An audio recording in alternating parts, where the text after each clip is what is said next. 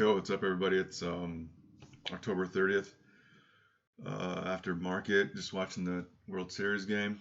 Want to make a quick video for you guys, real quick on the market and a few other things. We're at all-time highs today. Started, I think, on Monday. Today's Wednesday. The market was waiting for today because we got a rate cut and Apple earnings came out. We got the rate cut and Apple earnings killed it. So we broke out on Monday, but we're pretty much have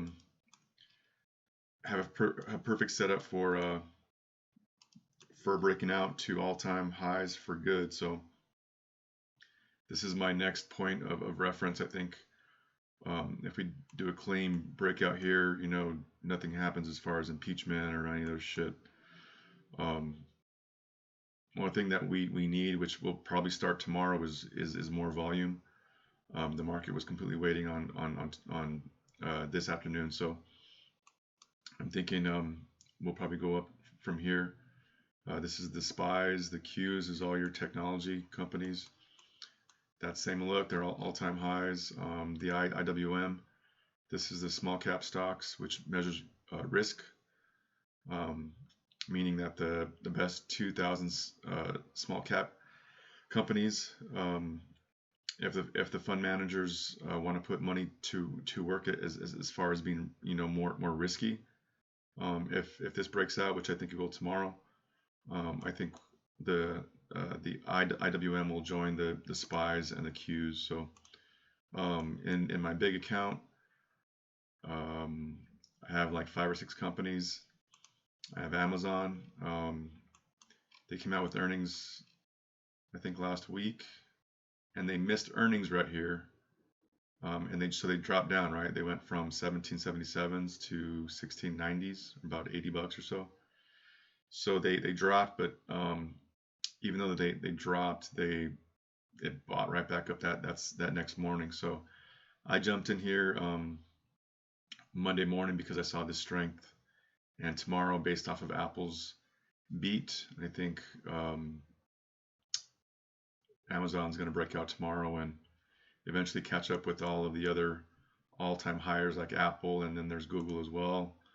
Google also missed, but they're hanging in there fine. They did not come down on a lot of volume like they did right here. So I think we're fine, especially with the Apple numbers coming out. Apple's been at all-time highs for the past, 2-3 weeks. As you can see, they're at all-time highs, and they just beat earnings, so they'll be going up tomorrow. I also have Microsoft. They came out with earnings a few days ago. They did great on earnings, and as well as yesterday, they won a contract from the government. They actually stole it from Amazon. But nevertheless, they got that big contract. They're at all-time highs as well, which, all these big stocks, they all move the market. So, and I'm going to add BA tomorrow. BA got in trouble again. They were looking perfect.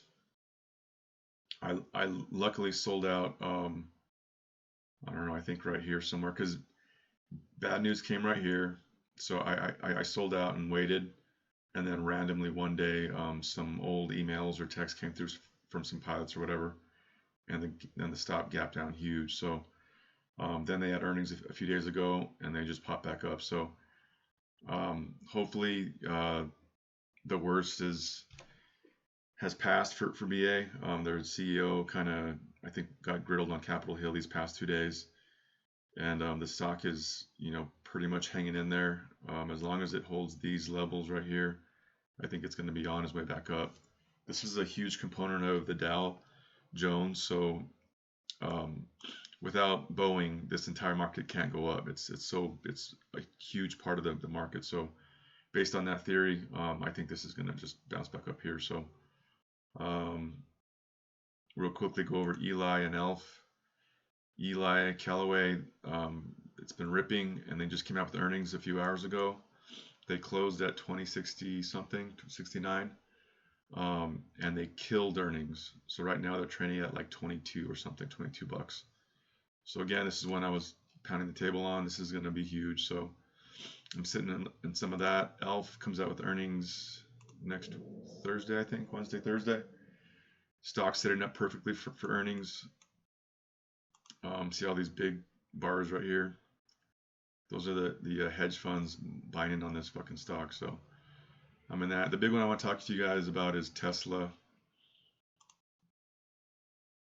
They came out with earnings last Wednesday night, crushed it, which no one expected. They gapped up 50 bucks, and then Friday morning they broke the high of the Thursday high, and they went up another 30 some bucks or something. So the last time I made a video, it was on Tesla, and I was telling you guys that this is going to be the make or break earnings release, and it was. If they shit the bed here, they were going to test the 180s and possibly down to 140s. If they did well, they were going to jump up. So that did happen. I kept my shares, and I did not hold any calls during early earnings. But what happens in times like this where there's an ER that's great, or they sign a contract, or a company inks a deal with something, and the price goes up a lot. What the price wants to do is that it wants to cover any price gaps that are closest. So there was a couple of price gaps here, but they weren't big enough, and that covered that price gap right away. But back in January there was like a $20 price gap. I'm not sure what the news was. It was right here, but it gapped down like 20 bucks, and then it kept running down. So my logic on Friday, this past Friday, was if it crosses over the high of Thursday, I was going to jump in. I'll show you by the hour chart. On Friday, I was just sitting here waiting, and I saw the volume come through. Jumped in right here with like 4 or 5 options, and rode it all the way to Monday morning, which is when it closed this gap. So on 4 or 5 options, I made like 30 bucks or something. So anyway, made great money on that. Right now, people are taking profit. I think it's going to test, probably the high bar again of Thursday, which is 305s. Might even test this gap, which is 290s. As long as it holds this, which I think it will, it's acting completely normal. Now, the thing that's different with Tesla is that there's a lot of short sellers in Tesla. For those of you guys who don't know what shorting is if I want to bet that the stock is going to go down, I'm going to short or borrow shares right here. So I think that, this is, for whatever reason, I feel like this is too high and there's no buyers up here. So I'm going to borrow or short shares up here. And then in order to close my short, I have to buy shares. So when you short, you're basically, you and the other short sellers, you're selling, you're borrowing to sell shares, and that forces the price to go down. So once the people who are long the stock, once they see that price is going down, then they start to sell, and then it creates a whole fucking frenzy of selling.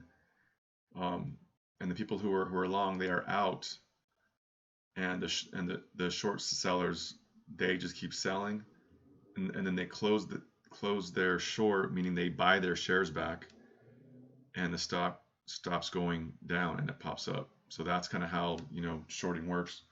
The difference with Tesla and the short market versus any other company is that Tesla is a disruptive company.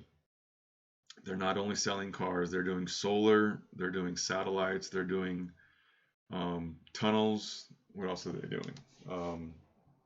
They're doing the power grid, solar roofs. They're doing so much shit.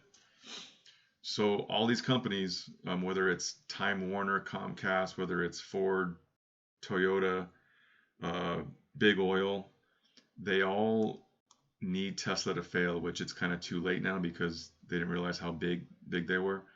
But all they're doing is that they're paying these hedge funds and everything to short the price, even when it's going up, because the longer Tesla keeps their products um, not selling, or not selling as much, the more ICE cars they sell, Toyota, Volkswagen, whatever, they're so behind the technology of electric cars, along with solar, along with satellites, along with everything else, that each day they kind of keep this price down, the more easy money they make. So, in a like a worldly sense, we've been doing shit the same way for the past 100 years, as far as cars go.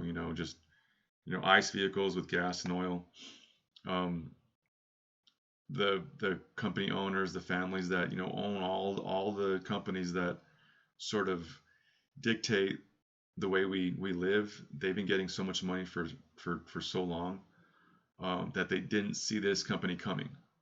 So when an ER comes out like this and it gains the attention of everybody, the short sellers are going to be even bigger. The price fluctuations of Tesla are going to be even sharper. But there's sort of no going back from here on out. I think going into 2020, over the next 2 months, I think Tesla's going to hit all-time highs, which is going to be over 389, 390. And some are saying that in the next 10 years this is going to be a $4,000 company. In reality, I probably think that's probably going to be true. I don't see any reason why it's not going to be $400 to $500 in the next probably 3 to 6 months. I'm thinking $400, maybe even in the next few weeks. So anyway, I'll put a couple of links to some podcasts on YouTube, so that if you guys want to do kind of a deep dive on what everything that Tesla is doing, that's going to like disrupt the old ways of living, which really fucks up everybody else, as far as oil companies, car companies, satellite companies. The internet, they just sent out like 30 satellites that are going to provide the internet all over the world, and that's going to disrupt all these cable companies. So Tesla had been doing a lot of things that people thought weren't going to happen, and they're happening now. So I recently upped my weekly input into buying shares. Right now I have, I don't know, probably like 35 shares. I want to get at least 100 shares within the next 6 months or something, and then just hold this thing until it just keeps going up. Right now, this is what the weekly chart looks like. Tesla started selling cars back in 2005, so you're gonna read a lot of and see a lot of shit on TV that Toyota's making a car, and so is Audi. That's no longer ICE vehicles or whatever. So the problem is that Volkswagen, Toyota, all these car companies, their best car, the best electric car is the Audi Electron or e-tron, something like that. That's the best car on the market other than Tesla, and that car is so far behind Tesla. I think their range is like 200 miles per charge. Tesla's double that. And not only that, Tesla has chargers all around the world. They just opened up in China. The car industry in China is 4 times the size of the U.S. So if you think about that for a second, we're at 330, 320s right now. China just opened this week. I think they open, completely open, I think in the next week or two.